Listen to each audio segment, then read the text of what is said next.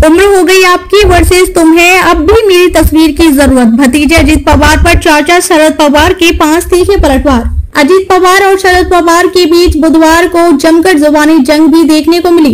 दोनों ही नेताओं कल शक्ति प्रदर्शन के लिए अलग अलग जगह पर एक बैठक का आयोजन किया था, जिसमें अजीत पवार के पास बैठक में 32 विधायक नजर आए, जबकि शरद पवार के साथ 16 विधायक मौजूद थे। पहले अजीत पवार ने बांद्रा से शरद पवार जमकर निशाना साधा और कहा कि आपकी उम्र 83 साल हो गई है, आखिर आप कब रुकेंगे।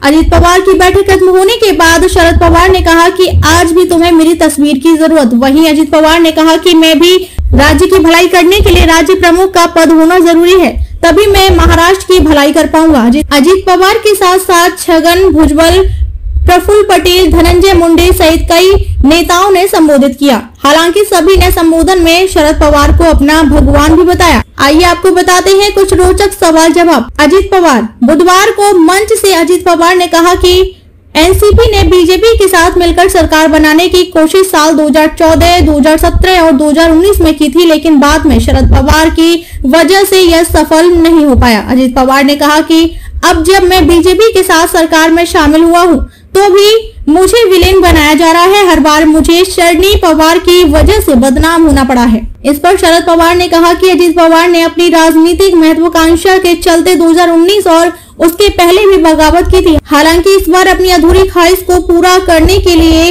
अपनी पार्टी को तोड़ दिया। अजीत पवार। मंच से बोलते हुए अजीत पवार ने सवाल उठाया कि आखिर सरकारी नौकरी में भी रिटायरमेंट की एक उम्र होती है, आप कब रिटायर होंगे।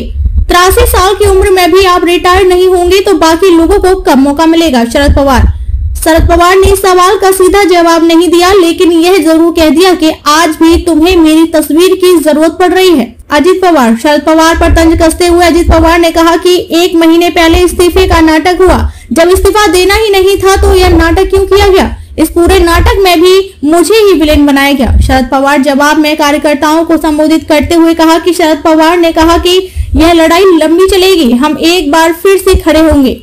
आप सब परेशान ना हो। जो लोग आज मेरे खिलाफ बोल रहे हैं, कल वह उनकी बुराई करते थे, आज वह जिनके साथ सरकार में शामिल है। जनता सब कुछ देख रही है।